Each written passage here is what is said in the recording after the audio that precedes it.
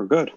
Good. Well, we'll officially call the meeting to order, and we'll get right into the discussion of the North Broadway Mixed Use District zoning. I think first I'd like to thank not only my board and Mary Ann, who put in so many hours of work on this, but so many members of the community that have been attending meetings and having to get babysitters to attend meetings and giving us really kind of constructive, actionable feedback on everything. I think one of the things one of our goals when we started out on this project was to get as much community input as possible. I think we have gotten a lot of community input, even if it was in 3 or 4 phases of people who didn't know what was going on, apparently. I think that we've stretched this out for so long now that I think it's really hard to say that you didn't know this was going on. We've kind of now gotten, it seems like we closed the public hearing recently. It seems like a lot of the comments are kind of similar. There weren't a lot of new comments, so we've had a lot of time to digest this. I think, kind of all of us have come up with our own different conclusions on the way forward. I think what I plan on doing tonight is, kind of let any of us on the board who want to talk about, where we see this process going. Whatever we decide tonight, we're probably going to have changes. We're going to have to notice it again, and we'll have public hearings once again to discuss it. So I'll just get into kind of my take on where I think we are. I think we've heard a lot of feedback from a lot of different people that residential zoning is their preferred choice for a lot of this, or for the zone. I think the biggest thing people said was we want it to be exactly the same, and I think that's probably the one thing this board agrees on, that this is not going to be exactly the same forever. So we want to try to get ahead of that, and obviously we use the comprehensive plan and the committee and all this dialogue to kind of to shape some of that. To me, I do like to try to keep that open feel there. I think that is largely achieved by having the large setback from Broadway. I think that will be very successful in keeping that feel when you get to Irvington, that it's different, that you've crossed into a different place on Broadway. I also think that the kind of the step back of from I guess it's from 250 feet to 300 can only be 2 stories, and it goes up to 35 feet then behind that. I think that all those things kind of achieve that. As far as uses, again, just speaking for myself personally, I've gone kind of, 180 degrees, but maybe I've gone 270 and then back to 180 and then 90 degrees back from there. And it's kind of been all over the place. But I think what I've come to the conclusion of, and Larry brought it up on one of our meetings, when the Carafiello property was sold, we had 6 potential buyers come in and present to the board. Now it's probably 5 years ago, Larry, maybe 6 years ago. Yeah, well, right before it got sold, but yeah, before it got sold, yeah. But yeah, it's like 6 or 7 years buyers ago. And I think 4 of them were potential developers for multifamily housing, and 2 of them were assisted living facility designers. And as we all know, well, the board unanimously said multifamily with some affordable component. And of course, they came back and said, we want to sell to Brightview. So I think that the economics of assisted living are the most attractive to any of the property owners. To me, it's not. I still go back to my original feeling 5 or 6 years ago when the property was for sale and say, multifamily is to me the best use for that property.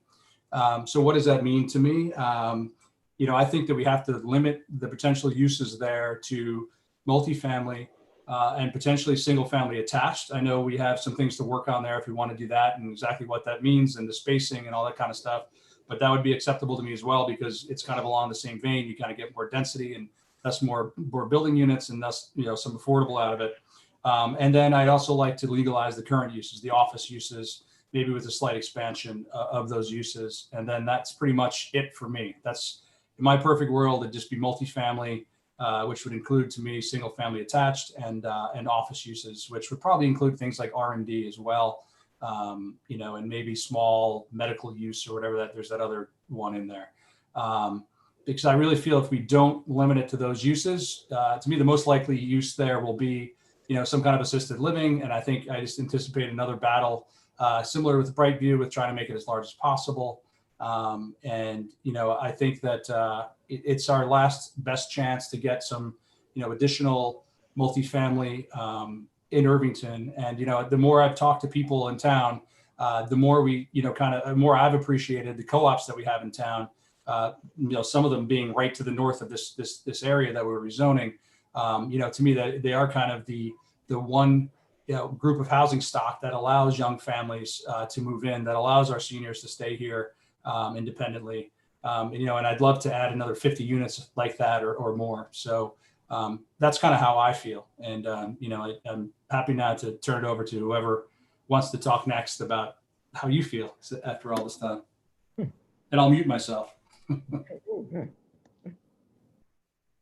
Well, I'll jump in on uses, and a lot of what you said, Brian, I agree with you on. We certainly remember all those assisted living long days for all those years that various folks came. But as far as a use, I certainly agree that multifamily is an incredible need for the village. We've heard it from all different angles, and I think that needs a big star next to it. And I would hope that with the various properties at various times when something's for sale, that is a use that would be considered, developed, proposed. Office use and all those types of office uses that are currently there, I certainly like. Where I think I differ with you is that I would keep assisted living as a possible use. I've thought about that for a lot of years. It has some affordable possibilities in it, and I think it's a use that is wanted and needed for many individuals in the village. The other things that you didn't mention, the restaurant use, from all the feedback I've had, both from the comprehensive plan and now, I think that's one that I would like to leave in. Remember, there are multiple plots there. It's not like if one is used for one thing, then all of them are used for that. I'd like to keep that as a choice. Of the uses in our current list, I didn't actually pull that up, and I don't see it in front of me at the moment, but besides restaurants, there was also conference center. I would be fine with leaving that in as well. I'm not sure if I left out any of the other things that are currently in there. I do not think we need single family homes. And I defer to a little discussion about what the attached single family homes would really mean based on the back and forth that I think we'll hear a little bit from Mark with maybe some input from Mary Ann about what the 15 feet between things means and whether or not we should keep in attached single families. But I guess what basically I would be in favor of the current draft, though I have to kind of take a quick look at what else is on there that I haven't. Why don't I just clarify what the other uses are that you guys haven't mentioned? Yeah. Is the one that's places of worship, including parish house and religious school buildings, schools, that actually is a use that's there now on 2 of the properties. Abbott House and the Holy Spirit property. That's a current use. So if you wanted to legalize those, you'd put that in. And then there's annual membership clubs and bed and breakfast establishments, which I think are already allowed on the Broadway part of it. Right. Well, I'd be happy with that. That's all the uses. You guys talked about all the uses. All right, that helps, Mary Ann, reminding me. The annual membership clubs, bed and breakfast, I would be fine with leaving that as a use. I don't think we could say if we wanted to that we can have, and not that I would, but that we can't have schools or places of worship. So basically I would add a few from what Brian said. The main one being a very careful assisted living proposal that meets the criteria that we set, which probably cuts out a lot of people that say, hey, let's just put an assisted living there. I don't think they would be able to meet the criteria that we've already put in there. But I would also, just to finish the thought, go back to the first one, that multifamily is incredibly important to me, and I certainly want to have that as one of the uses. Okay. Well, I would just chime in. The village is in incredible need of increased diversity, and multifamily housing is certainly the best way to achieve that. And I'd go so far as to encourage us to figure out an incentive, a way to incentivize, perhaps with the density change, to allow us to get a multifamily housing proposal that can help increase diversity in the village. As far as assisted living, I do see that there's value to the village for assisted living. You know, the diversity of a place for seniors to be, you know, would help as well.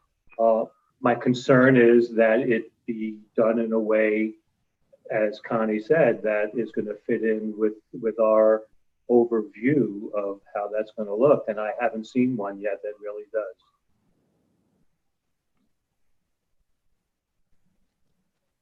Want to go first, Janice, or do you want me to? No, go ahead. So I'm not disagreeing with much of anything people are saying. I think a lot of the secondary uses are kind of noise level. There's maybe one or two properties that someone would buy that you could put a restaurant on that makes sense. Restaurant as auxiliary use in a conference center makes sense, but I think that was already allowed in the conference center description. I'm not sure. But the one that I keep coming back to, and we were having that discussion today a little bit more on via email, was the single family attached. What bothers me is if we look at the Carfiella, ex-Carfiella property, when the first single family cluster design was presented, that property was 1F20 and they could only get 6 units on it. Now we're talking about, I'm not sure where the number is, but the number using a very low density factor ends up being something like 30 units or something. I got it pulled up the email and I don't have it. Well, But it you mean doesn't matter. on the 5,000 was 35 units with a Yeah, 5,000 density factor. It doesn't really much matter. My argument is we should probably target such that you can get approximately the same number of units in terms of, I've been thinking about this in terms of coverage. So instead of 6 units, it would be equivalent to 12 units if they were single family attached, because you know they're going to all end up being about the same size. So that means that the density factor has, for single family attached, has to go way back up to about, 10 or 15,000 in order to limit it like that. And if we could limit it like that, then I wouldn't feel like we were over densifying the building of single family attached with no real net benefit, except for instance, on Carfiella, if you said, okay, we could allow up to 12 units there, not 12 buildings, but 12 units. Obviously one of them would become affordable housing. And what we saw from the DiNardo project is the affordable housing is, to make it really cost effective, you've got to break it up into more units. So a single affordable housing unit might, equivalent might have to be, as opposed to being 2,000 square feet, would end up being like 2 500 square foot apartments and 1,000 square foot apartments, something like that. So you end up with some net benefit. But I think that the real benefit to the community would come with the multifamily housing. And I think the densities listed for multifamily are not inordinate, considering the fact that you're really densifying the structure. You're building, for want of a better word, a hive structure. You're building 500, 750, maybe 1,000 square foot units in a 3-story buildings or multiple buildings. So it has a much higher person density factor than, and that's not only allowable, but that's what people expect from multifamily. So I'm really pretty much behind that as being, should be our strongest focus. I think Brian's right in saying that we don't want to disallow existing uses. And a lot of the other uses are just kind of nickel and dime. They're going to be viable on one or two smaller properties. So the one that's left is assisted living. And the problem I have really goes back to what Larry is saying, and that is that, and I think Brian implied this as well, every time someone comes in, they come in to put, 10 pounds in a 5-pound bag, because that's the cost structure they want to see for assisted living. I think we've been over backwards trying to make the Maxon property balance out. And I'm not sure that, in some ways, I feel like we went too far in terms of the amount of coverage we allowed. But so I'm ambivalent about assisted living, because I feel like it's always been a problem. People always ask too much. And I don't know how you get around that. I think we should stop trying to gear the zoning code to fit one particular property. And anyways, that's my current thoughts on this.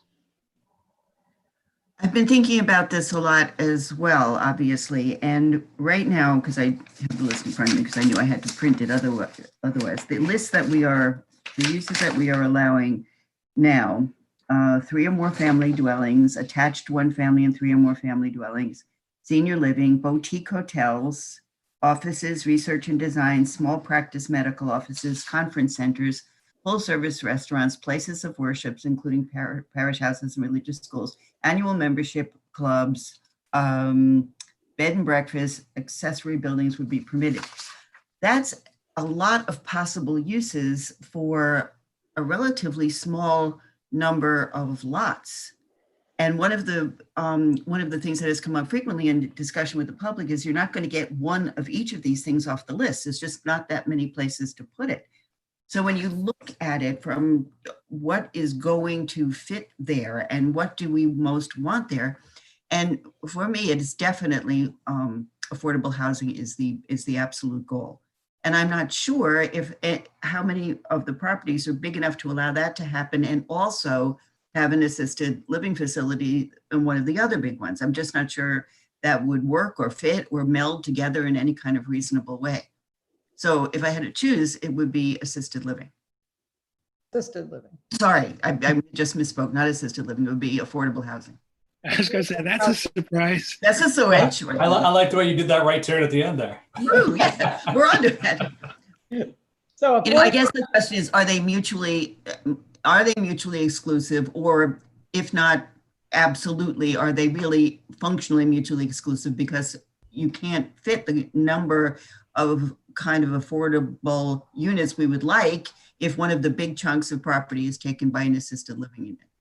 So when you say, when you say affordable, Janice, do you mean multifamily, or do you mean affordable as part of, the various ways you can have affordable, like a part of assisted living?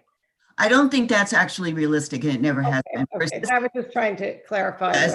Assisted living, because the affordable units don't fit into that model, where a lot of what's being given in the assisted living facility is care services. And that, I don't think you can equate that. So I am definitely thinking. But we do have a fund that assisted living. It could be paid into a fund. To help. So Yeah. I just wanted to make sure that people are aware of that. Right. There is that balance.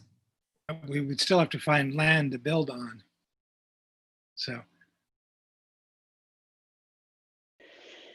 we go around the circle. It sounds like everyone's in favor of a lot of emphasizing multifamily, and then there's a lot of kind of shoulder shrugs at other uses. That's like, maybe I keep thinking of the property right next to 120 and thinking, it's a small property. There's only so much that anyone's going to ever be able to do on that. Right, and those are the ones that would be ideal for a conference center or a bed and breakfast, something like that. Or, you know, I don't know, conference center might even be too small for a conference center. I don't know about that, but anyways, you know. So, So I think we're at the point, and I'm not sure I would understand everybody's caveat on assisted living or how we interpret that. I'll go back and say what I said and try to get everybody's clarity on this, just to, you know, because I know we have to either include or not include assisted living. So I'll say again that given the constraints that we have currently on an assisted living facility that would be built there, with all the parts that would constrain many developers from even trying it, I think, to be there. And the fact that it does have some affordable units required. And as Larry Lonke said, the affordable units, if they couldn't, the affordable assisted living is what I'm talking about. Affordable is part of assisted living as we have it in our current draft. Those affordable units are important to me too, to leave as a choice. And as Larry said, they would have to pay into a fund otherwise. So I'm just to clarify, I would leave in assisted living as a use, knowing that we can be strong, we can be quick, we can say to a developer or whoever's on this board, no, you've come in here with a proposal that doesn't fit all of this, and this. Don't ask us to change this, and this. This is the zoning. And if you can fit something that works, it's small, and it has affordable units too, then let's leave it in there. Hopefully, there will be some developer that sees that if there are incentives for multifamily, that would be great. The density can be pretty generous. That might be the thing that is preferred. So, otherwise, I would still leave in the things that probably won't happen. Probably not a hotel, probably not a boutique hotel, probably none of those, but leaving those as choices, I think makes sense. So that's just to clarify where I am on the assisted living thing. I'm not sure if, I think what Brian is saying is cut it out as a choice for sure. And then I'm not exactly sure where the other, where Larry, Mark, and Janice, you are. Do you want to cross it out as a use, tighten it, or include it as a use? That is assisted living.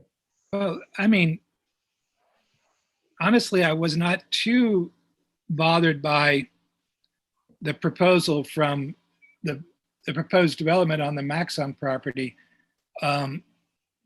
But I think that we stretch the bounds to the maximum that property really should hold, and still have all the other kinds of setbacks and view protections and whatever, neighborhood protections. But I'm just a little confused by what you said, Connie, because I thought that Janice just got done saying that there was really no such thing as affordable assisted living because, as she points out, the majority of the cost is sunk in services, not in actual real estate. So Well, I'll defer. I don't know what they're doing elsewhere for affordable, assisted living. And I don't know what that is. Is someone doing that elsewhere? I would, Scarsdale has an assisted living facility that has some affordable in it. I don't think it's been real easy for them, but they do. Marianne, how did they define that? I don't know, Brian. I just know they have it. And I think it wasn't codified. It came in as sort of an agreement, okay, you can have the approval if, so that. I mean, I think the other piece of this for me is that, if we put this in as of right, I think we lose a lot of control over the assisted living facility as well. Yes, it'll have all the restraints that are in our zoning code, but it's not going to be like, Continuum or Brightview where we held all the cards, where they came in and said, hey, we want something, we want you to change zoning for us. And then we could say, hey, we have no interest in that, or we say, well, what do you got? And then we can really negotiate it. And to me, again, we've really, if we have just, kind of the current uses, and I left out the religious and school because you can't really leave them out. But if you leave just those uses in, and we say we're adding multifamily, to me, we've sent a very strong message to developers that that's what we really prefer. That doesn't mean that they can't come in and say they have a great idea for something else, and can try and go through the usual request a zoning change. But to me, we've just as a board said, hey, we've made a very strong statement that multifamily is what we value, what we think is important. So you really got to wow us. And then we hold all the cards too, so I think that's, it doesn't preclude someone from coming in for assisted living, but it doesn't give them as of right. And it, did we miss something with massing or size or something in our code? And, hopefully we didn't. But, to me, we're giving it to them as of right versus, kind of making them come in and, and listening to what they have to say before we consider anything. That's my other view there on assisted living, because I think that, the whole, they're going to be a not-for-profit thing never enters into my mind, because I think they're all about squeezing out the last penny. So that just kind of, to me, says that, they're going to take this and try to find every little loophole to maximize everything. And, to me, it's just one use that I just don't like the industry. I just don't think it's a great industry. And, to me, if we can really push for some additional multifamily in town, I think it's a huge win. So, but I guess I'm just repeating myself over and over again. Brian, can I just clarify one thing? It's just so nobody thinks it's as of right. It's by special permit, but you're right to the extent that it's not the same as before, where they would need a zoning change, because you do get a special permit if you meet all the requirements. Just so nobody thinks it's right. It definitely is that special permit, but yeah. But and once you meet the standards, you're going in. So basically, Brian, your point is that if we don't put it in as one of the listed uses, somebody could still apply for a special permit to construct an assisted living. Not a special permit. They'd have to come in for a zoning change. Okay. All right. But yeah, I mean, someone come in and say they want to run a circus there as well. It could be anything, but that's probably more likely. Well, if we're going to do something like that, I'd say we also want to go back in and look at all the bonuses and trade ups and that bring the density factor up to 40, and not density factor, but 40% or whatever the coverage. So the FAR, you have to see if that's really outside of where we really want to be. I mean, we were kind of doing that to tweak the possibility for some of the problems posed by the Maxon property. And if we're not going to make that a direct special permit, then why do we have all these extra levers in there? Well, some of those are to preserve historic buildings. I'm not saying get rid of that one, but there's other ones that are at the discretion of the board. We can do X, Y, Z. I'm not sure that, possibly leave the one that we could change the setback from Broadway, but I'm not sure we should leave the one in that allows us to give them an extra, whatever it is, 5%, just because we decided we like the project. I don't think there was one that said that. Isn't there one that's sort of a discretionary? I thought it was either that they were preserving historic structure, or they were doing something for the village that was over and above what they had to do, and that we felt it was valuable enough. I think we talked about perhaps a sidewalk or perhaps some public benefit. Yeah. So that was linked to a public benefit. Yeah, the Board of Trustees in its sole discretion may permit an additional FAR of up to 0.10 if it determines that the proposed development or elements of the development would further an important public benefit, such as the provision of affordable housing beyond the village code requirements or the provision of a sidewalk along Broadway, except that in no event may the FAR exceed 0.45. So if you got additional FAR for preserving the historic building, still the maximum could be 0.45. Yeah. Remember, it is only that site that it's really sort of relevant to, because on the other properties, the limitation on how much they could build is more defined by coverage than FAR.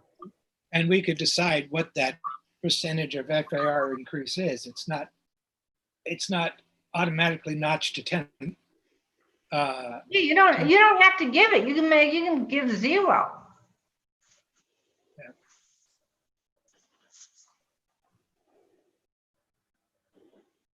All right. I mean, I forgot about the tie-in to public benefits, so that seems reasonable. I mean, I do think Yes. that this is a pretty big change potentially, so I don't know necessarily if we all if the straw poll has to be tonight. Because, I think it is a pretty big change. And, before we have Mary Ann draft the next draft, we'd have to figure it out. But luckily we have another meeting on Monday. But, I think it would be a pretty big change if we took a couple of those things out. Well, a couple, what do you mean by a couple? I'm sorry. Well, I mean, if like per my idea of, taking out, say, boutique hotels and conference center and assisted living, I guess those are the big 3. What about restaurant, Brian? And restaurants as well. That was the little 4. Marianne, I'm sorry, Marianne, can I ask you, what is the density factor now for multifamily housing as it is right now in In the rest of the village, 5,000. No, in our existing law, in our existing new zoning law?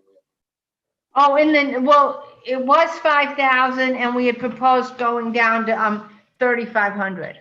Okay, so right now we're talking about an incentive of changing it from 5,000 to 3,500 that would allow more units to be built. Right, yeah, because the question was, how can we increase the possibility of affordable housing, and it's allow more units. And if you recall, I gave you the number of units that would be allowed with the density factor of 3,000, 4,000, 3,500, and the board was comfortable with the 3,500 with the limit.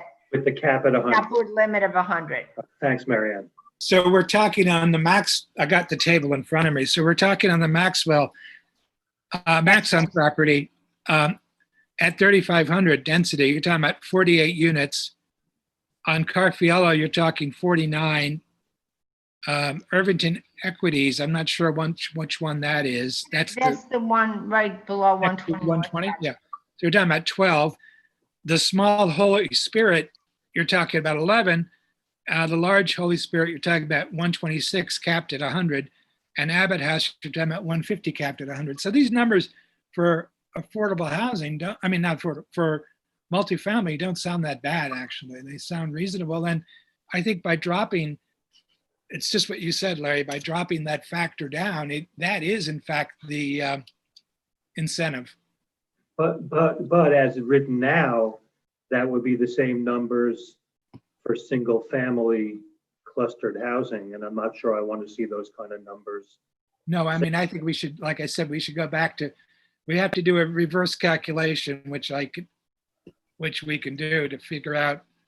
Well, if I remember, you were putting that in because it's sort of a different kind of a multifamily, but you could take it out too. It doesn't have to be in there as a use. The attached single family, it can be just multifamily. Attached single family, I think it needs its own density factor if we keep it in. There's one other thing I think you should all think about is remember, none of these uses can go in unless they can show that there's not going to be an impact on traffic. And think about all of those properties converting to multifamily. Well, not all of them are going to, but a couple of them. Can that be done without impacting traffic? Being that those uses would probably generate traffic at the same time of day. So bear that in mind.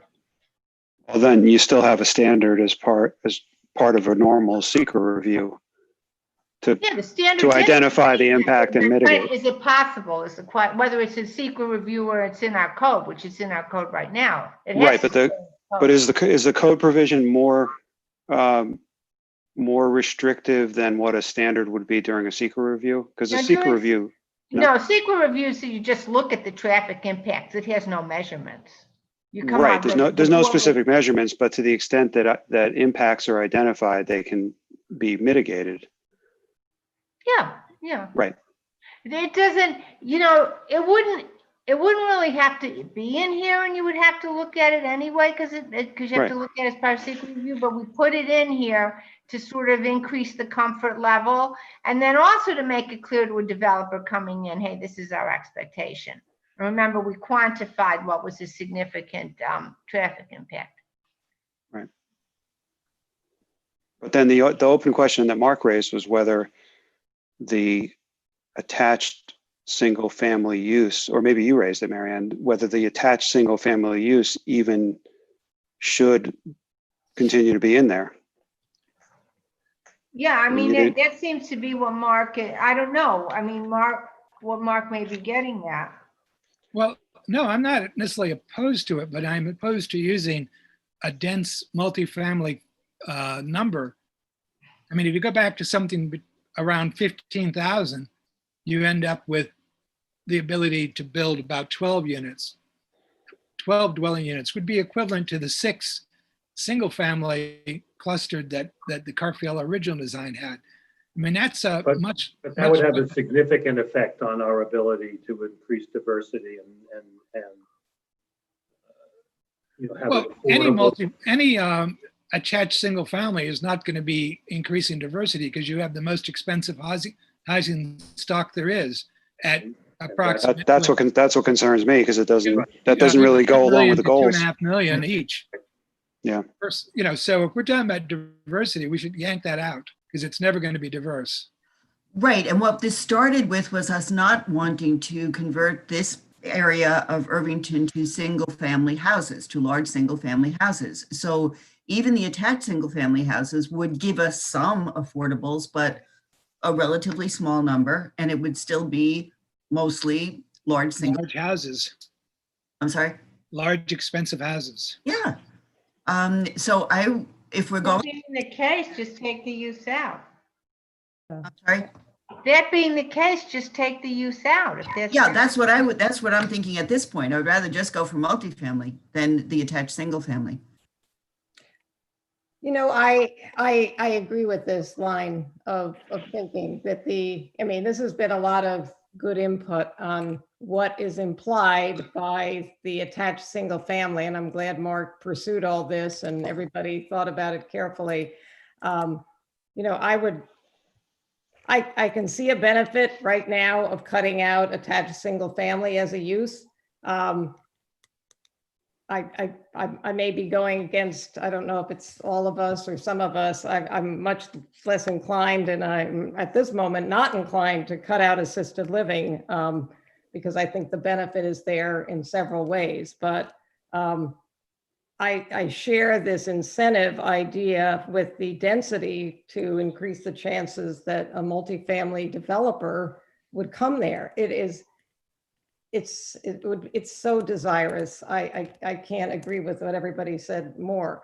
I just feel that the choice of assisted living, we just have to, I know, Brian, you said it could come in as a zoning change, but once we do this whole thing and we have set our uses, I wouldn't want to sit here on the board the next year and say, okay, well, now we're going to think about letting an assisted living proposal come in. I think if we say it's not a use, and that's the majority of this group, I think that it wouldn't be, received very well by another board with a proposal. I'm just, Except if they blow us out of the water, to me, that's the thing. It's like, if you come in and you heard, again, this board just looked at this, said, we don't necessarily want it. Now you come in and say, well, we have a great plan. It would have to be like, a smaller scaled down version. There'd have to be, half affordable. They'd have to come in and blow our socks off. So, well, I guess the blow your socks off would be a little more like, if we leave it in as a use and we don't feel it's constricted enough yet, we do that now and leave it in as a use. but even But constricted so more. I almost think that if we said like, if you want assisted living, it has to be half affordable now, or you have to, put in $1 million to a affordable pot or something. Like if we did something that was like such a sweetener, then we'd never get that proposal. So to me, it's almost like we'd be shortchanging ourselves anyway. The same would, all right, I'm not gonna keep saying my same point. I would still leave in assisted living. Well, I'm a little concerned that we've gone through, remember, one of the reasons to go through this rezoning was to get to the point where we weren't going to have to spend another 12 to 18 months right. in a secondary process to rezone a specific Right, use. exactly. That's kind of what I'm saying. So if either, the way I see it is, I don't see it, Brian, unfortunately, I don't see any of us having the patience to go through another 18-month process like Brightview or Continuum. It just doesn't make sense. Yes, I think that if let's just say that Brightview came back after we passed this without assisted living, the first thing I'd say to them was, our expectations are here. Where before we just kind of said, let's just work through this process. And we started with 300,000 square feet and we got them down to 110 or whatever it was. I think that we've obviously learned a lot from that as well. But, to me, it's like, again, you don't come in and start with 500 units and work down. That was, to me, was like the worst possible scenario. We've now made it very clear. Like to me, they weren't quite trailblazers because we had the Continuum situation as well, and they didn't learn anything from what happened with Continuum, which is shame on them. But to me, we've now made it very clear. It's just say if somebody else wanted to come in with a hotel use or something, it would have to be such a great use and such a great benefit to the village that we'd listen to them. And that would be, upfront before we even started talking to them. Larry would tell them, hey, this board's really, they just passed this legislation. If you want to come in and do this, you're going to have to really blow them away or something. So, I think it could happen. I'm saying it's not probable, but by my definition, I don't want it to be probable because I want it to be multifamily. And to me, it's like, if you say, hey, you're going to have the thing that you're going to push to maximize your profit, that thing is assisted living right now. And the weird thing for me is that, I just talked to someone about Brightview in Tarrytown, which was when I went to visit that was what made me say I'm voting against Brightview in Irvington. It's still only like a third full. So, this thing that there's such a pent up need. I don't know if there's a pent up need for $12,000 a month care. I think that's part of it. I wish there was another, kind of model where they came in and they had something that is more affordable, but that's not the model because, this area is just so expensive, and if you spend $6 million on a piece of property, you're going to have to build as many units as you can. It's just, it's just math really. But, to me, it's, if you allow them to have that, which is the most profitable, at least in their estimation, if you only rent a third of it after 5 years, I don't know if that's true, but, to me, the chances of, if you have assisted living and multifamily, the chances multifamily go from 50% to 5%. I just think it's the main use. I mean, we've already heard it from the Maxon folks that that's the one use that people want to do. And to me, it's like, well, tell us how we can make multifamily attractive to them, because that's what we want. And that's, to me, with zoning, I like to see something that I'm really excited about. Like when I was defending a boutique hotel or defending a conference center that's going to have music at night, I was, I told Larry Schaffler that I'm only half into those battles. Like, I'm fighting for something I don't believe in. It doesn't make sense. The multifamily is a hill I'm willing to die on. And to me, it's the use that, we keep saying we really need this. This is really important to us. Any way we can do it. Now we have this one opportunity, the one last, the several last big pieces of property that potentially could be developed. To me, this is our shot. So, but I've said that a bunch of times. I do have sorry. All right, I was just gonna, that's an eloquent case you make, Brian, and I, so much of it I love hearing, and I think the public listens to us. If they're listening, they're understanding that we absolutely want multifamily. I bring up the question of if the developer who has a proposal can't show that the impact on traffic is acceptable. What happens with the multifamily developer who comes in and says, we have 100 units, we have this, we have this. And the zoning says, wait a minute, you can't do that. The impact on traffic is too great. Is that probable? I don't know. But if we start pulling out all the things that we have thought along the way, and the comprehensive plan certainly supported the idea of assisted living. I just wonder if we're limiting at the get-go something that we really see some value in, and if the others, what happens about that? I mean, I guess I have two questions. What happens about the impact on traffic if a multi-family, a developer comes in with a proposal that uses the density to the max and describes how many people will be there? What's the Part of their logical? proposal is that they're going to tell us what happens to the traffic. Yeah, so what if, They're not going to make a proposal if they can't do it. right, so that proposal goes out the door if the traffic is too much. And is it likely that that would happen, given how many just cars and people? I don't know what the history of multifamily numbers of cars is to be able to judge that. But if they all fail the test, then what happens? How have we helped multifamily? But those are seeker standards, so they have to meet those standards regardless of the development. So it might be way less dense than what we're saying in order to meet that standard, right? We don't know. I don't know. I don't know. Mark, you're muted. Janice, what? You're muted. Mark, there you go. I Oh, got you. I said you could have, what was I saying? You could have a bicycle and walking friendly development. You could have a shuttle bus. You could have a number of things that could relieve the pressure of people. That's assuming the Hudson line is running and everyone has vaccines so they can get on a train. right. But, you know, we're really, I mean, this village is very well suited. It's very well suited for alternate transportation versus driving a car somewhere. So I'm not sure the ins and outs are quite as high as it might be. And people are thinking differently anyways about car ownership and et cetera. No, that you bring up a good point. I mean, if to get around the issue of traffic, I don't know if a developer can say that, but if they said you have to have one bike and one car, that's it. I don't know. That would be great. I mean, I've been talking about a walkable community for a long time. So, yeah, I don't know.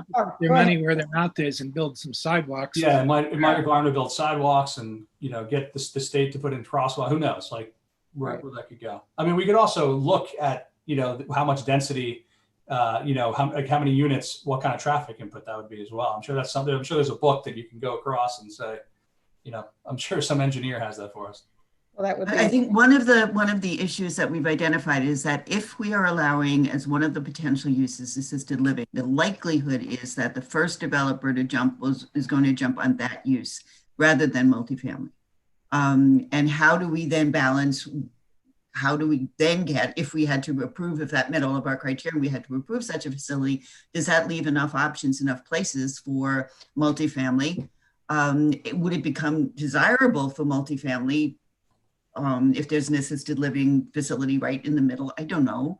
Yeah, I don't know Does either. it make it more or less desirable? Is it more or less of create the kind of community we want? I'm also thinking that the two past times we had a community discussion about a proposal for assisted living, it was long and contentious and difficult. And we got very little community support. I know some people do support that, but the vast majority of people opposed. And some of them not for the right reasons, perhaps, but, you know, Ryan, you talked about the hill you want to die on and what was your shot? And I was thinking, Hamilton, you're not going to give away your shot. Like this is, for me, that's where the shot is. It's, we have been talking a lot. I was coordinator of the housing committee. Larry Lonke is now.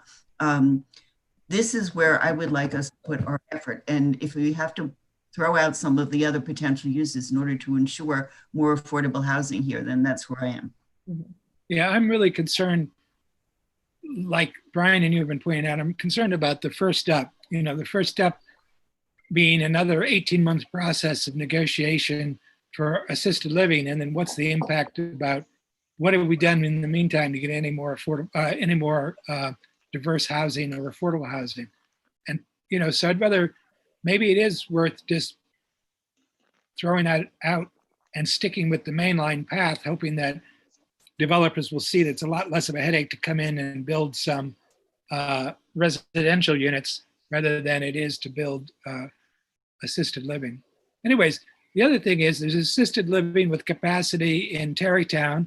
There's assisted living with capacity in Ardsley. There's multiple assisted living developments being built in Greenberg.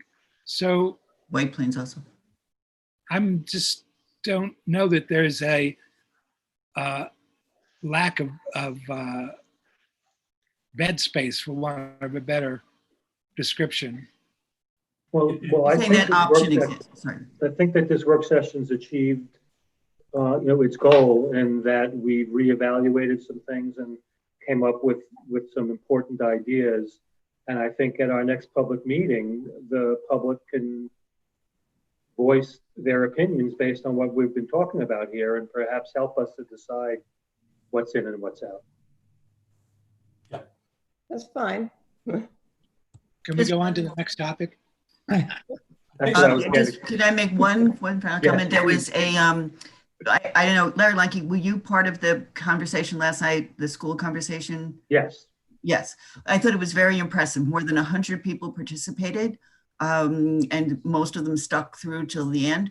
But at one point, we were talking about, you know, Chris Harrison, I think, deserves tremendous credit for being full voiced about taking responsibility for really taking a broad look at the curriculum, at the way that this issue of race is dealt with in the schools. And at one point, though, there was a comment: we have a very small minority of people of color and Black kids and Indigenous kids in the school system. And one of them commented, you know what the real problem is? Everybody here is rich and white. And it is hard to achieve the kind of view we would like to have when that is true. So one way we can try to address that, this is the other side of it. Let's make housing more available. Let's try to diversify this community, make it look a bit different than it does now. And I would just, because I think Larry Lanke, you're right, you know, we'll get public input at the next public meeting. But am I right that the housing committee is still supportive of assisted living, because they had come with a letter saying they liked assisted living as a use because of the chance for some affordable units. Now, I don't know if they're reevaluating whether they'd rather cut that out as a choice, or because of, you know, the greater chance that multifamily housing creates more affordable, you know, small a as well as affordable big A. I don't know where they stand on that at the moment. Well, we'll find that out, I guess, on Monday. Yeah, right. Okay, so I'm assuming you don't want a redraft yet. You just want for the meeting Monday. You'll just work from this. You get the weekend off, Marianne. So far. So far. Yeah, okay. So should we move on to discussion of enslaved Africans proposal? Great. Well, I mean, I think, you know, as we've said many, many times, like, we think this is, as a board, you know, speaking for the board, which is always a dangerous thing to do. You know, to me, it's one of those projects that is just, every time we hear more history about it, we're just more awed by the research and the dedication and the passion of, you know, kind of everyone involved in this. And, you know, I think, yeah, as a board, again, I think we're very supportive of the idea. You know, and I think that, you know, we're super appreciative of everyone's efforts so far.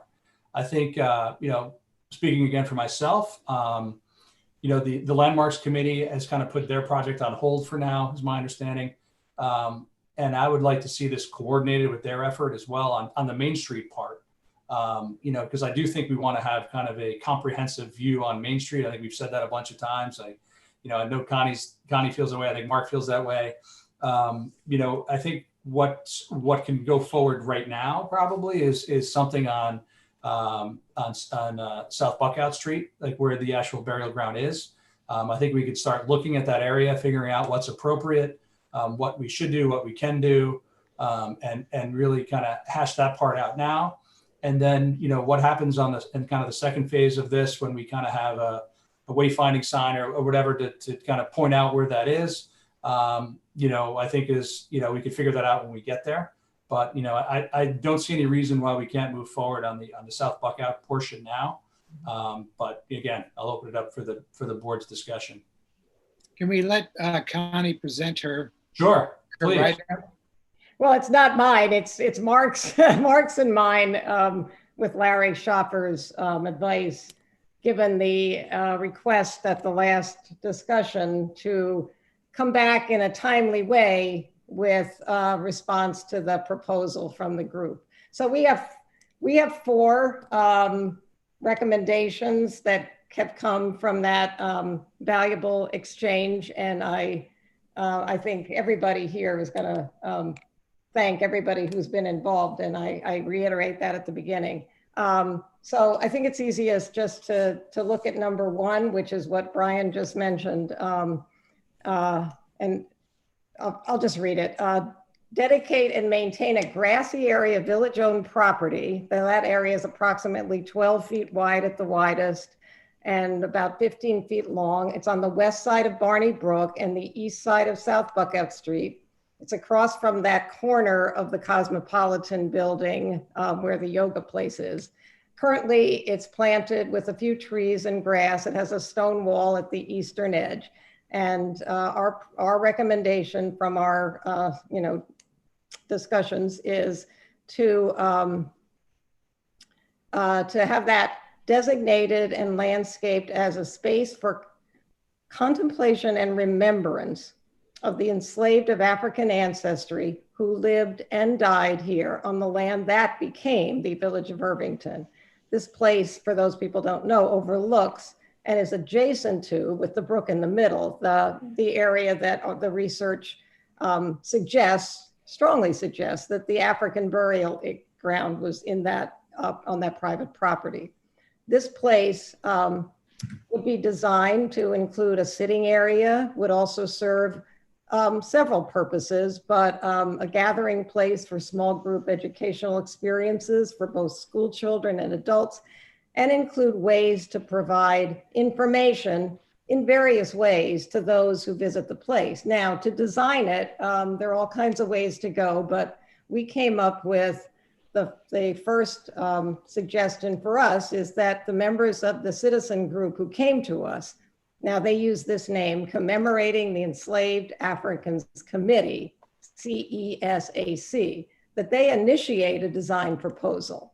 And that early in that, they get input from us or from some folks that we designate during the early development of the design, and that eventually the design proposal is then submitted back to the board for final approval. So that's part 1, and then there are 3 more recommendations. Now, we can go, why don't I just go through the other 3, and then we can go back and discuss it, But the second one is, well, there was reference from the group about the kiosks that we mentioned. And if all of you remember the wayfinding design models, the stand-up tall ones, right now at the OCA crossing, we're expecting to place one of those there. And in the discussions about the railroad, we expect to have another one of these. And these are basically informational. So what I developed, with this wording from our subgroup here, was that those wayfinding kiosks would include location information about this remembrance space, along with the other places of importance in the village. And the wording of these kiosks could be reviewed by interesting individuals, but the final approval would be from the Board of Trustees. The other thing I was going to say about the kiosks are two-sided. They allow us to put not just informational text, but images and maps and stuff. So they can be quite effective in terms of pointing you out to specific places and getting you interested in doing potentially like a walking tour of the area around the station and up Main Street, or whatever we decide to have it encompass. Yeah, they are pretty big, so you're right. Okay, number 3 is to continue past practice in the Village Hall Plaza area, and everybody knows what that is, where we'd have no symbols, no plaques, no statues or memorials recognizing or honoring any particular group or individual, that those wouldn't be accepted or permitted. And this would include affixing anything to the facade of Village Hall. And then the 4th one is no symbols of remembrance or recognition of any individuals or groups will be added to the village property and right of ways on Main Street at this time. So those are the 4. And if there's acceptance with those 4, then Larry, I think Larry Schaffer would get in touch with the committee and see if they want to, be involved in this. So I'm sure there are some comments on this. I think these are 4 excellent proposals. I think that assuming that we have enough indication that this is the burial ground or near enough to it, or there was a burial ground in the area, we can't always know perfectly well, but I think this is an excellent place to start. And again, harking back to the meeting last night, a strong component of this, and this is not our job, but to be part of the effort for educating the community, to involving the library, involving the historical society, to really make sure, this is the classic teachable moment.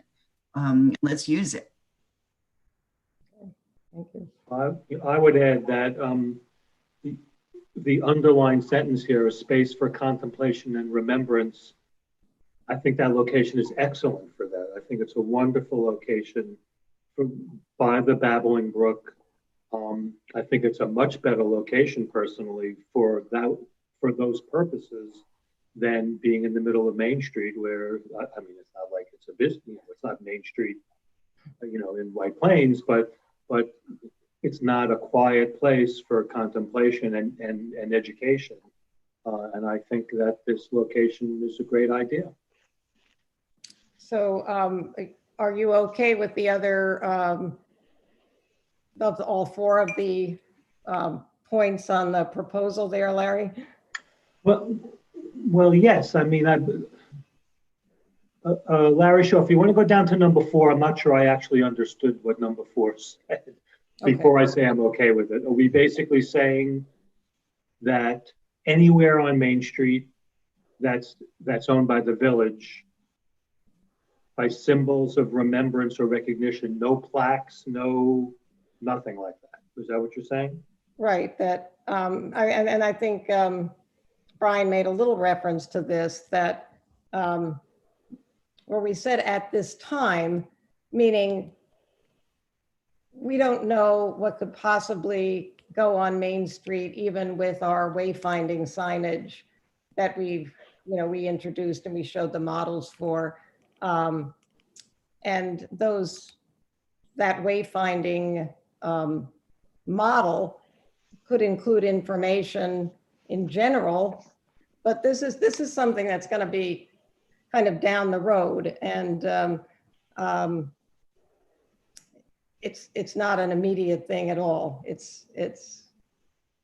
To me, there's one initiative as number 1 that's something that could be. And, I know we want to move forward on something because it is a very timely project that needs attention now. And that's one that could happen now. And a whole analysis of Main Street signage information is something to be looked at in a more unified, long-range way, at least from what Mark and I discussed. Yeah, we want a more coherent long-range plan that takes account of different groups that have some interest in putting works of various kinds on Main Street, but it should be an overall plan, not just one piece of it. So I agree with this approach. Yeah, I think, to me, I still think it's important to have something on Main Street that will tell people that there's a special place in Irvington. Oh, yeah, there would be already by I the think the way- kiosk. you know, the wayfaring kiosks are good, but to me, it might be more than that. You know, we might want to have something else, you know, planned out. You know, I don't. You know, I think the finding the right place on Main Street is critical. And to me, you know, I think I've talked to some of you about this. The only place to me where I would not consider putting something would be at the war memorials, because to me that's sacred ground. So to me, that's the only really off place place on Main Street for me. But you know, I would be open to something on Main Street at some point. But you know, I think we What do. are you talking about exactly? Because you're holding out a big present wrapped up, but you're not saying anything about it, because you're not saying what this other thing might be. Yeah, well, I could So- see like some kind of you know, the bas relief thing on a wall, something like that. I actually kind of like that idea, because to me it was a kind of a nice symbol. And to me, you'd have to I'd want to tie it into the portion on South Buckout. But you know, I think it depends on what it is. You know, personally, if we just talk about style, to me, a small statue, to me, it just I didn't like the aesthetic look of it. You know, it would almost seem too small. You'd have to almost go really big. Or to me, the bas relief thing was a nice idea. You know, not necessarily on Village Hall, because you know, I get that there's a strong feeling that no one wants to put anything on Village Hall. I get it. But you know, I have to frankly walk up and down Main Street and see if there's a place, a wall that would be appropriate for it. So. Well, we talked about this a little bit, Brian, and 2 points. In the future, if the theater project goes forward, et cetera, there's going to be a whole kind of entry plaza area that can be looked at for other sorts of memorialization.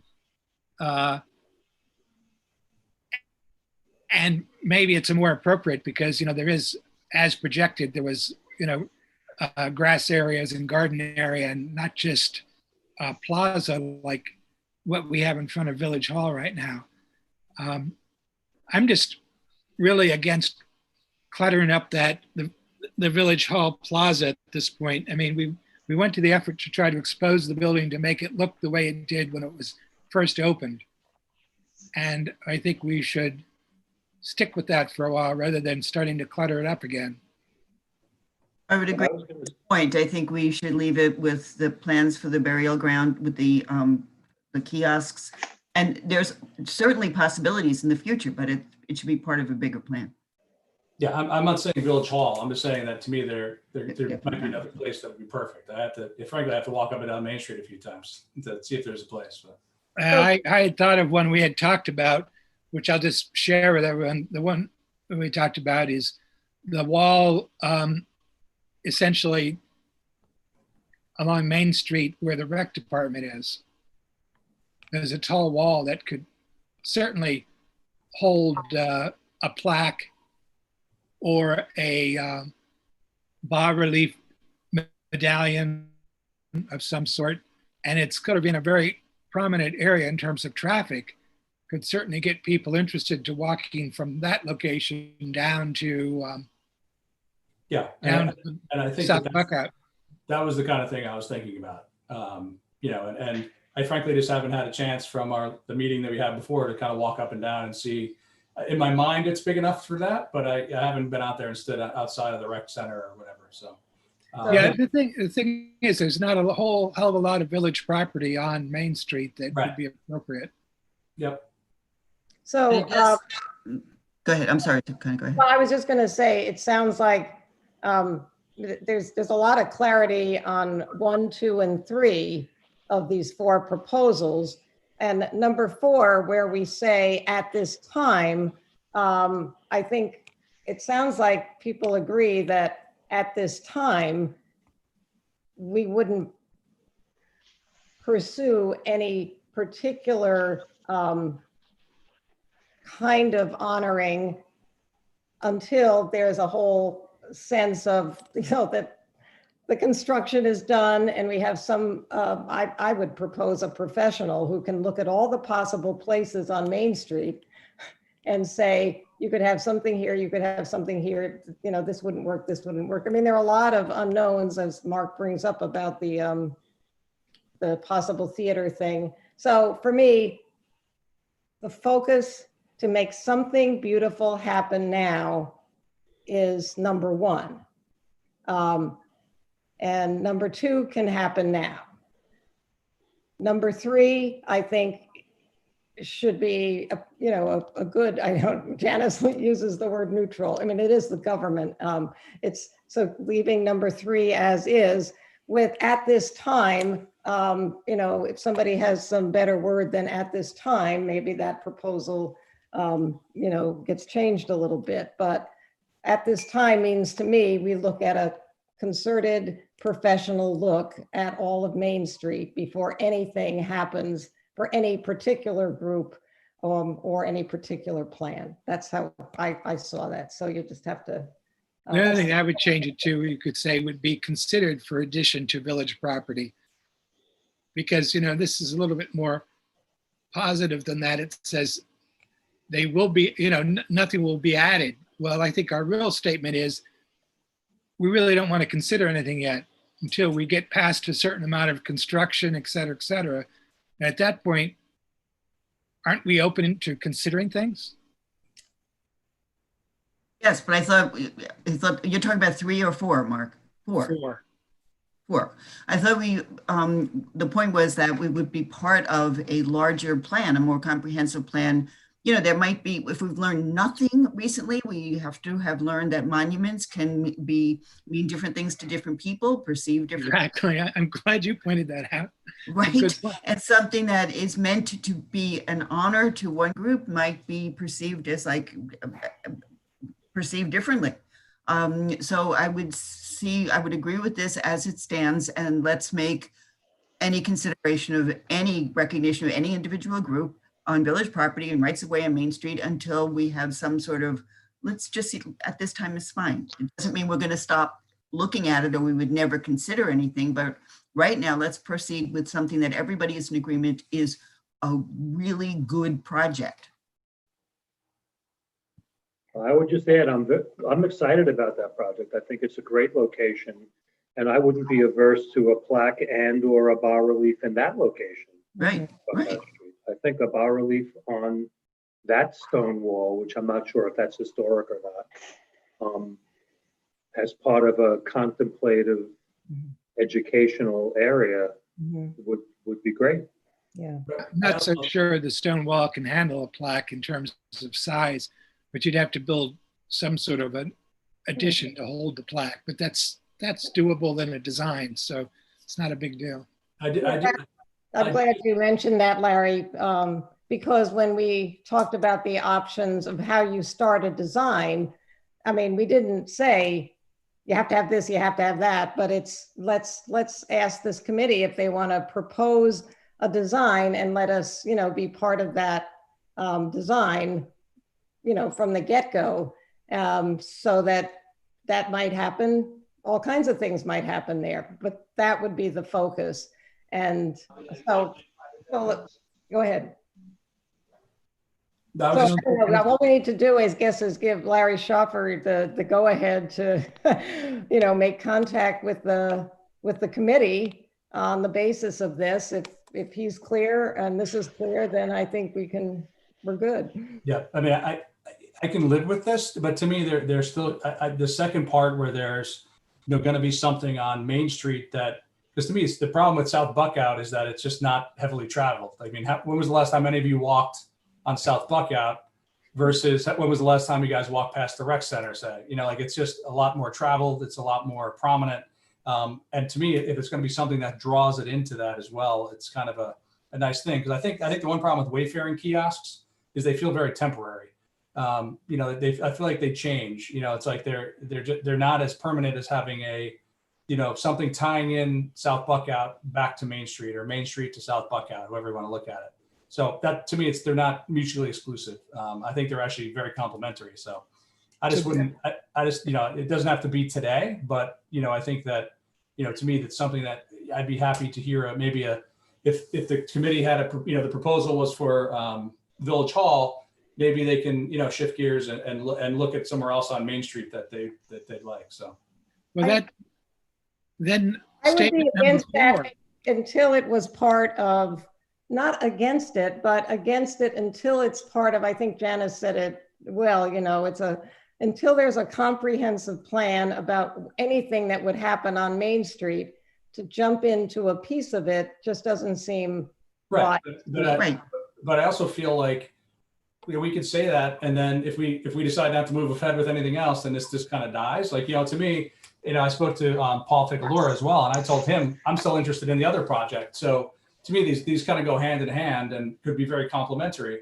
So, to me, it's I don't, I told Paul don't give up on it, and I feel like I told him the same thing, but I said in our discussion with Mark and that we thought just putting that Main Street question off until there is a full comprehensive plan. And I'd hate to take the effort away from the main focus that it seems like the majority of the board would like to move forward with that right now and put the emphasis there. So it's a subtle point, and I understand your concern about getting a way to connect the messages that come from the village. And I guess because I've been down at that spot, and I know Larry Lunke goes by there all the time, and of course I know that the Astor Street Gateway project that we've already invested in is going to increase pedestrian safety there, aesthetics, traffic patterns, and No one's arguing that point. yeah. No one's arguing that point at all. But I think Brian's point is that if you follow through what he's saying, it's back to what I'm saying. Point number 4 doesn't make sense. It cuts off too much. If people want to come forward, if Paul Ficalora comes forward with a restatement of his proposal in some way, that, why not let him? Why do we have to?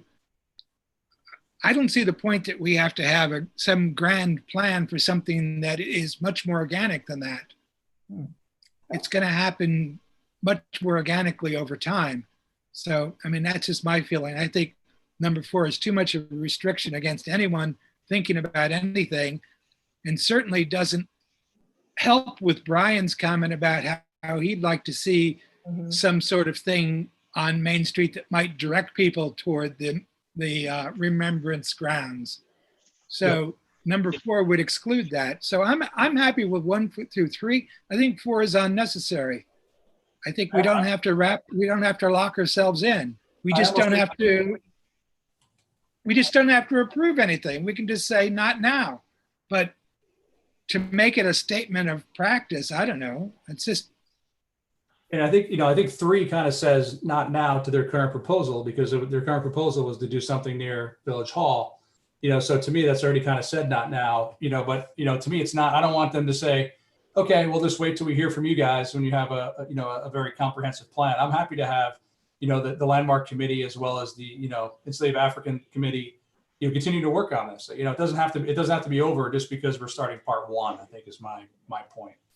And that's my point. Yeah, I think Mark made it better than me, actually. Well, yes. Well, yeah. Well, Look, I'm we happy can with- all keep our hands out of the cookie jars. I just think we should let people have a sense that if they come up with a good idea, present it to us. We'll think about it. I think that's fine to say if people come up with plans about Main Street, to feel free to present it to us. I would just feel that in order to give the board a sense that each one of those, as they come, ought to fit into a sense of how things will look in a composite way on Main Street. So I just don't want to. We already have a wayfinding guide with a placement of signs all over Main Street, all over the aqueduct, all over Broadway. We have all these places already designed and defined for us. This is a different class of element, and I don't think there's going to be that many of them that you have to have a master plan for. I think this Well, is- except what you don't want is somebody feeling like, wait, you would to put this symbol at this particular location, but we would have loved to have a different symbol at that location. We want people to be talking to each other before they're, and that's what I meant by a comprehensive plan, some sort of overarching view, not people with, they have a particular agenda, and I don't mean that in any way in a negative sense, but there's a particular interest in this project, but there are other projects and other interests and other sorts of things. And I just would hate for us to be in a position of agreeing to do something in one of the limited spots available without hearing from other people with a stake in the game.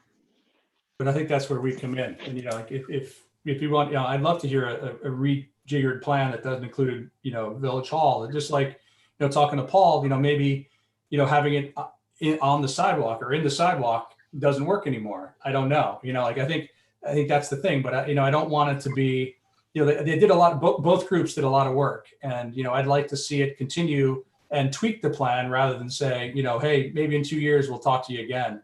I just think I think it's something we can continue to work on, as in much more kind of expedited fashion than just waiting for another comprehensive plan for where to place signs on Broadway. Because, as Mark said, we do have the wayfinding plan, to take that, dust it off and say, are there other things now? Because we didn't have the landmarks, groups ideas. We didn't have the enslaved African groups ideas.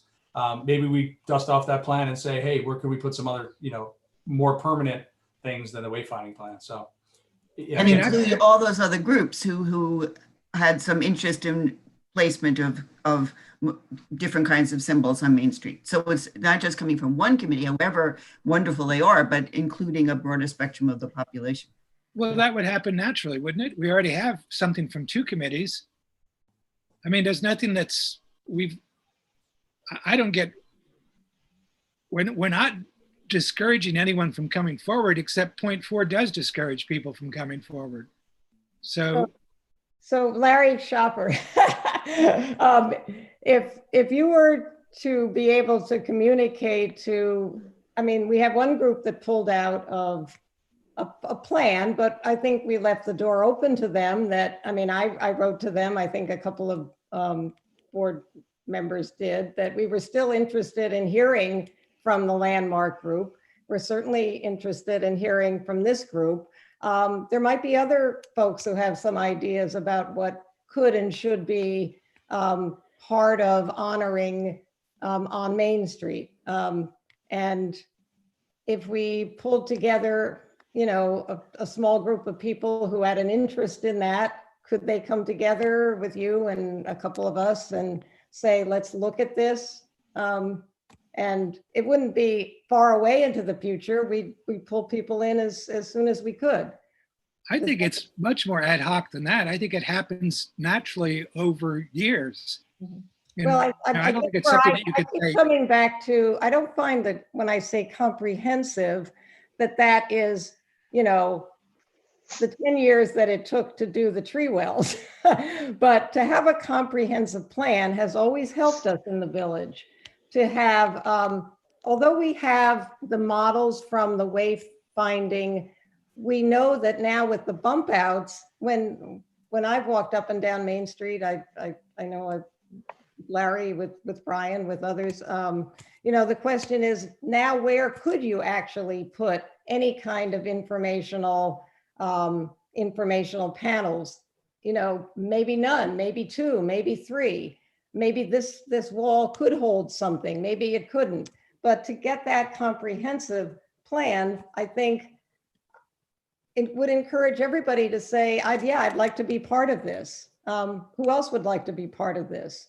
And keep it comprehensive. I think there's general agreement for that. I don't know.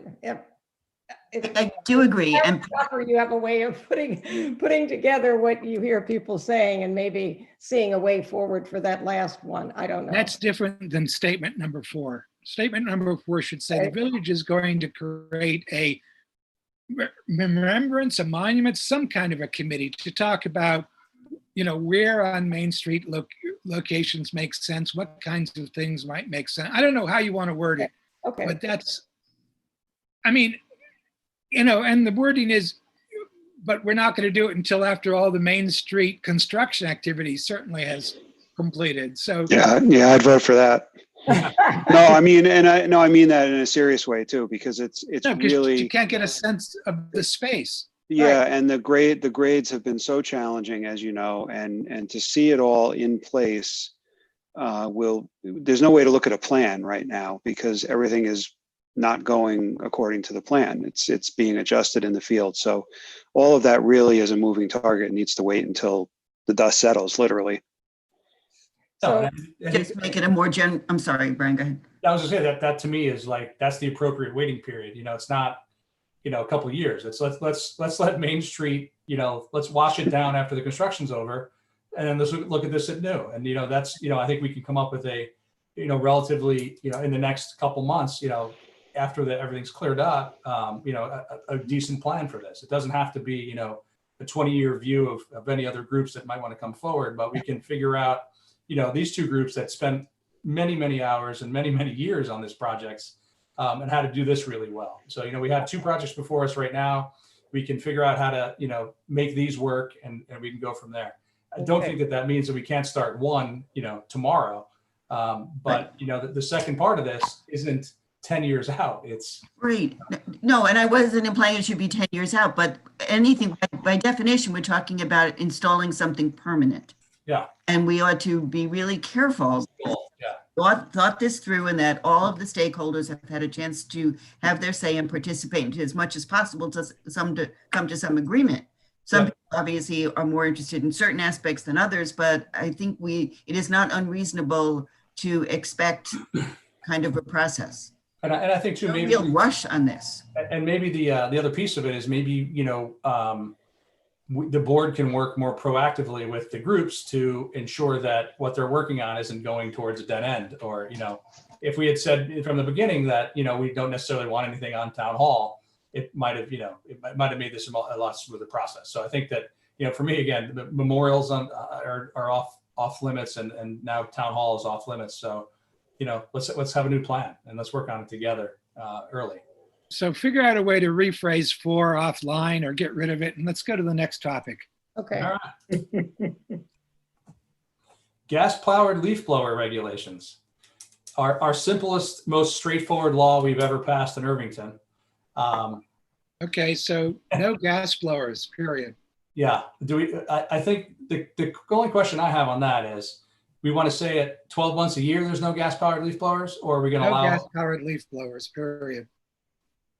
I agree. I'm okay with no gas-powered leaf blowers anytime. No, you know, let's just end this discussion. It's just like, Well, no, not quite. no. Okay, sorry. It's not that I'm a fan of gas-powered leaf blowers, but I think the one other thing that has to fit into this balance are the people who earn their living using them.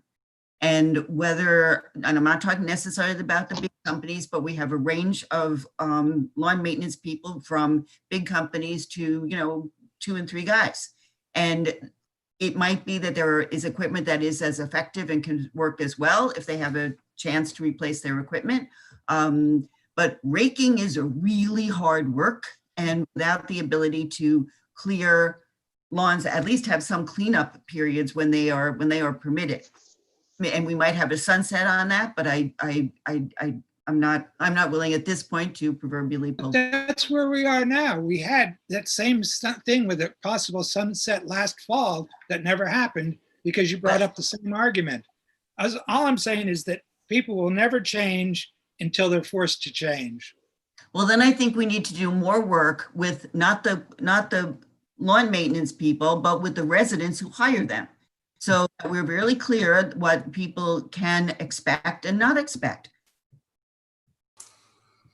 To me, This is going to mean that their lawns are not going to look quite the way they do now. I don't think that's provable. I think there's quite a few people now that are convinced that the grade of electric equipment is passable and can perform the job. I mean, Joe has had no real complaints with it on Parks Department property. So I think now we're just working on old fear models. Right. I don't think this is a fear model. This is I don't know. But Janice, we're not saying no leaf blowers. We're just saying Gas power. leaf blowers are still going to be, it's not gas or raking. It's battery powered leaf blowers. And what And- about the And small under guys that certain can't? circumstances, I'm sorry? What about They the have to small? buy new, they have to buy new equipment every couple of years at the, anyways, so it's gonna accelerate their depreciation period. Wow, that's easy for you to say. I'm not No, sure but that- there's no other way around it, because these people aren't gonna be listening to us anyways, because most of them aren't even registered, most likely. They're just ad hoc. But I do think that if we had, I mean, our law now is so complicated that they probably study it in the second year of law school.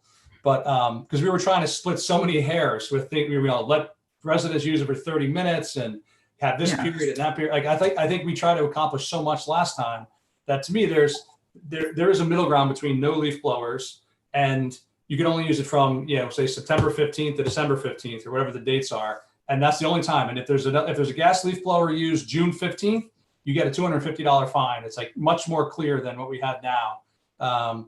Because, I mean, I think about like, we had to give like a flip card to figure out what our law meant. And it was still confusing. And it was, to me, it's like, if it's a very hard and fast law that, you have a 6-week period, you can use them or whatever it is, it's a lot more clear. And then if that eventually gets sunsetted out, I think it makes sense because the only thing I hear consistently is the big fall cleanup is impossible without leaf blowers. I hear that, and maybe it's not true, but I'll talk to Joe again. But the last I talked to some of the guys, they were still using some of the bigger equipment, other times of the year.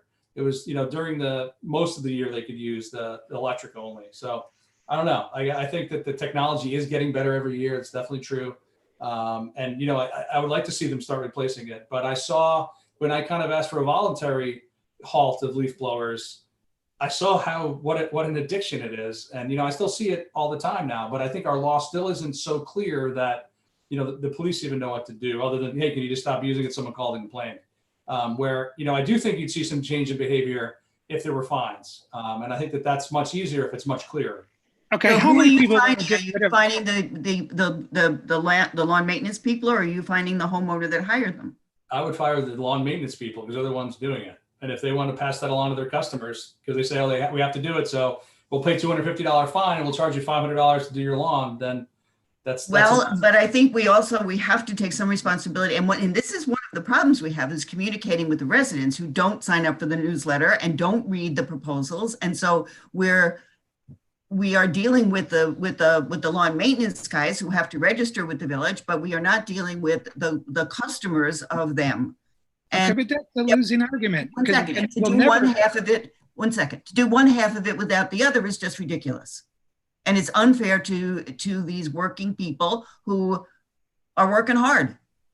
I think we should just ban them and be done with it. Just- No gas blowers. How many people Disagree. want to ban gas blowers? Let's get a head count right now. Because Oh, I think you're the only one that won't. No, so what I want to just, before I do that, I said quite a while ago that I did want to ban them outright, but I want to provide a little perspective on the issue of have all the companies and all the even the unregistered, and this is an informational question, and it kind of comes back to Janice's concern. Has there been enough time, given that there are a lot of other communities that have totally banned them, for most companies to have seen that this was the writing on the wall and that they mostly moved away already from gas powered, and that the number of people who still have that equipment and need it and want to use it are few, and it wouldn't be an economic hardship. I hear what Janice is saying about a hardship on a company. I just don't know if that's the case. So if somebody can answer that, then I'm happy to. Well, I did a little anecdotal research today. Okay. I was in the hardware store. So I had a conversation with Joey and said, pretty much everybody in you talk to the landscapers. She said, yeah, all of them. They're in here all the time, every single one. And I said, what do you think would be the effect of a complete ban on gas powered leaf blowers? And he said, it would be devastating to many of them. That's one person, and I'm saying this with his permission, because I said, A, he didn't have to talk to me, and B, it could just be a conversation. He said, no, I'm perfectly happy to have you say this in a meeting. Okay, It's well, going to be devastating 5 years from now. So the time, it was devastating 2 years ago and we didn't do it.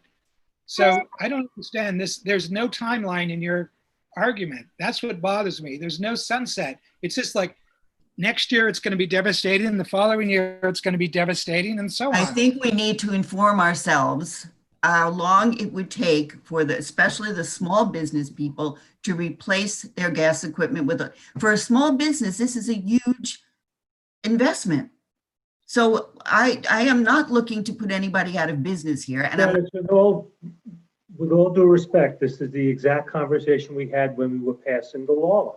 And we said that the equipment gets changed every 2 to 3 years. We were doing it 2 years ago. We were putting a sunset on it with the clear intention that when that sunset expired, that anybody who was buying something new between when we passed that first law and buying something new, buy batteries, because we're going to tell you when the sunset expires that you have to use batteries. That was a year ago. They have an additional year to have replaced equipment and had battery powered equipment.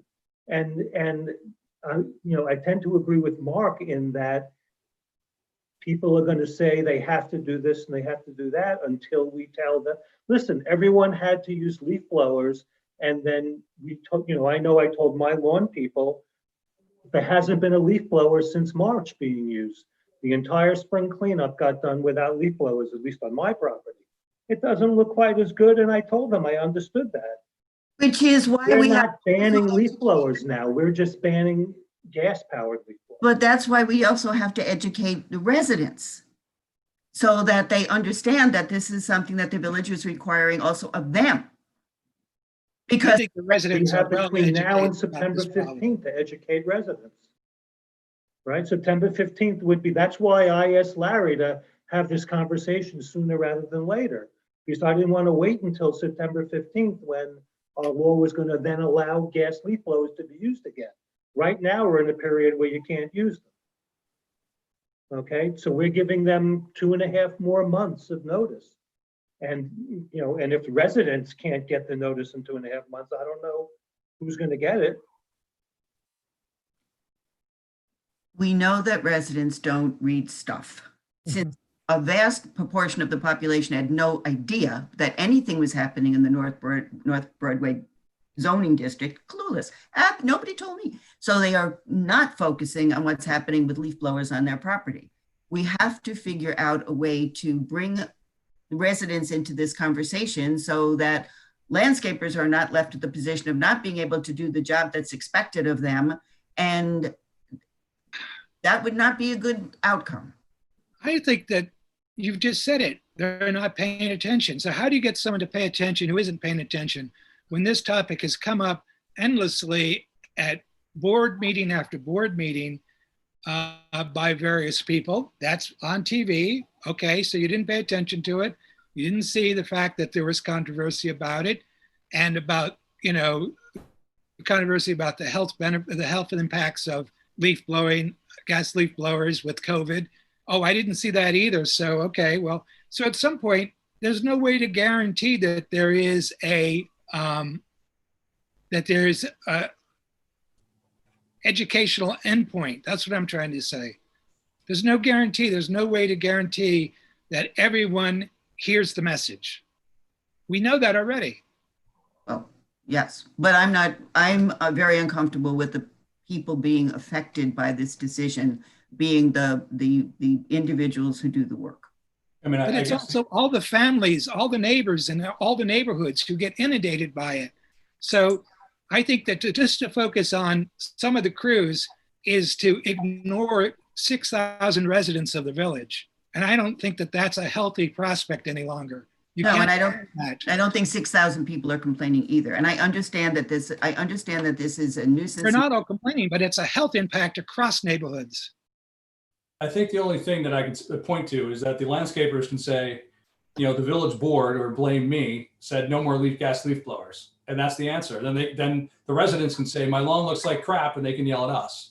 You know, I think that's Which is what I'd rather be at. I'd rather be at being yelled at for doing what is environmentally and health-wise the best thing to do. And I got to say, like, the thing that's, you know, I'm definitely sensitive to what Janice is saying, and I'm sensitive to the small businesses that have to buy equipment. But talking to several of the landscapers during the early outbreak of the coronavirus, when, you know, to me, there wasn't even any spring cleanup really going on. And I kept getting, you know, almost every day I got 3 or 4 phone calls, you know, so-and-so landscaper is back in my neighborhood and they're using the gas. So I called a couple of them and I said, hey, listen, I've asked you not to do it. And they said, yeah, you asked, you didn't tell me I couldn't. So, you know, a couple of times I called Larry, I'm like, that's it, we're banning everything. You know, I was really mad.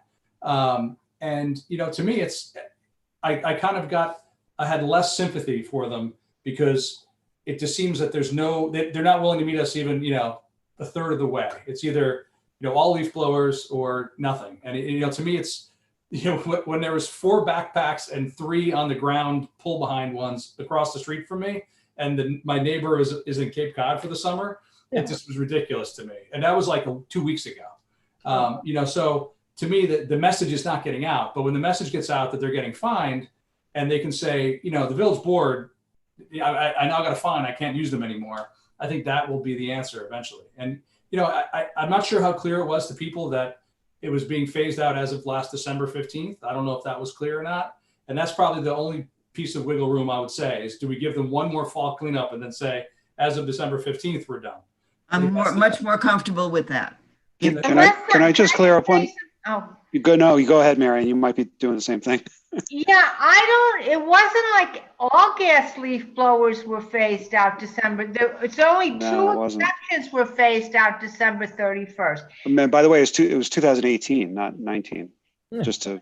I mean, yeah. That Yeah. phase, There were only 2 exceptions that had to phase out, and that was for the multifamily properties, and that also on December 31st, 1918, the limit had to be 65 dBA. The noise limit had to be down. Those were the 2 limits. It wasn't like neither one of those happened, and we need to get a law that's actually enforceable by the police. So Yeah. noise limits aren't enforceable. We know that already. So it's pretty obvious the only enforceability is going to be gas versus electric. That's going to be it. I'll just throw out the proposal. I say that we change our law, simplify it, and say, you know, as of this December 15th, you know, that the final fall cleanup, gas leaf blowers are banned in the village of Irvington, period. But we're not talking about just backpack. We're talking about walk behind, everything. Any kind, even, you know, handheld gas power, any kind of gas powered leaf blowers are banned as of December 15th, 2020. That's it. They're done. I can live with that. I'm okay with that. much more comfortable giving one more fall cleanup, especially given the economic impact on some of these guys for the downtime this spring. Well, also because, you know, the COVID situation is still going on. So, you know, who knows when it's gonna start to clear up, but certainly this fall is potentially has the impact of becoming another increase even in our area, like it's increasing almost everywhere in the country except for a little bubble around the Northeast. So, you know, with that in mind, we might be in a difficult situation anyways for this fall. Well, I support what Brian just proposed, that it's Okay, let's go to the next topic. December 15th, but I would like, you know, to make. Will you promise to say that 4 times in the next meeting? Yeah, Thank you. good. Oh, it's effective 12/15/20. No more gas-powered leaf blowers, and none of the exceptions. You had exceptions for country clubs, multifamily building, no exceptions. But we have to communicate this better to the residents. Yes. They know that your guys are not allowed to do this, that it's our decision, that we are banning this for all kinds of good reasons. And please do not assume that I am a fan of gas-powered leaf blowers, not at all. But I think we need to do this in a reasonable way. And part of that is including and making sure that people know this is our decision, why we're making it, and that it means that it's not going to look the way it did. And I would say to Larry Schaffer, if we can do what we've done before, is try to communicate with all the lawn companies as soon as possible, saying, Well- you know, that Well, would be. look, on that point, you know, we do have a pretty extensive list. The list got more extensive this spring as we contacted them directly with our police department. But I can tell you with just at least my memory anyway, is that last summer, I sent an email to all of the registered landscapers saying that in the fall, the board would be taking this topic up, and you can expect that the use of gas-fired leaf blowers will be banned all year round, and that you should prepare accordingly. I think that was probably sent in June or July. I mean, I can dig it out, but I know I did that. And Last year. last summer, yeah. And then again, I'm not, you know, trying to recount everything here, but essentially you never put it back on your agenda, so it didn't get dealt with for a variety of reasons. But We can certainly do a village-wide mailing as well, right? I mean, something that yeah, of course, yeah, and that was directly just to the landscapers, but maybe put it on a postcard and not a letter so they can't not read it. So, anyway, that was my point, that we communicate as much as we can that this is, I mean, if we don't pass it tonight, this is a work session, but we pass that whenever, I don't know. it'll be in August, if assuming you. Yeah, okay. Do you want me to, if you want, I can draft the law to announce it Monday night if you want. Great. Let's To do that. announce the public hearing Monday night. I Sure. would just like to say one thing, if I could, on this one. I do think we need one exception, and that is for declared emergency use. Oh, I would- no more than, or. I think- no, But I think that can be done by executive order if it's needed. So I don't think it has to be in the law and automatic. Okay. As I long mean, as we- if it's a declared emergency for, you know, a 2-foot blizzard, I don't know that you need leaf blowers. No, but I'm thinking about for massive storm damage. Sure. Yeah, no, I agree. There are lots of different disasters, as we learned. Yeah, so you think that could just be handled directly by Executive mayor's order. Yeah, Mhm. I think that's clearer and better. I like that. Yeah. Don't gop up the law with exceptions. I think we could take this law from this to this now. Okay, so basically though, we're saying that there will be as of when? As of December. December 15th. Okay, December 15th, whatever the fall cleanup date is over, Okay. December 15th off memory. That's everybody. That's individuals who held one in their garage. It's big, small, everything. Yeah, okay. Okay. Do we still have a calendar at that point? Meaning next year, is there a calendar? No, Wouldn't matter, no. you can't use it any day, ever. Well, that's what I'm trying to make sure everyone's clear on. Yeah, no, there's no cleanups anymore with gas-powered leaf blowers. are there any restrictions on electric leaf blowers? Not at this time. Every day of the 14 hours a day? Long hours, long. That's a lot of batteries. But I mean, but this is also silly. If part of the reason is, we want to, noise, I understand the environmental impact and noise impact, but it's not like electric leaf blowers are silent. They're quieter. Maybe we still want to have impose some regulation of time periods when they can be used too. Why don't we hear from the public on this? I think that would fall in the unnecessary noise category just by default. There's probably some very loose provision in the noise section of the nuisance code that would cover someone going out at 11:30 p.m. to blow the leaves off their lawn.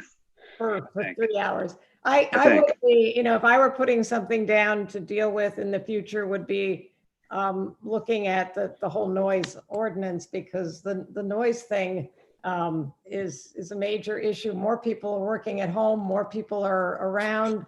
The noises during the day can become a really serious thing, but that's down the line, in my opinion. Okay, Okay, next topic.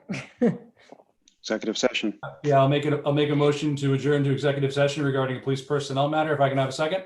Second. All in favor? Thank Thank you. You have the link for Don't the need- executive session. You don't need me on that one, right? Larry? That's up to the rest of the board. I left the possibility, Okay. but I'm available. I just, Can't hurt. anything, okay, just initially to see, and then we'll go from there. Okay, so then we I'm, leave, okay. so we Yeah. leave and re-sign in, right?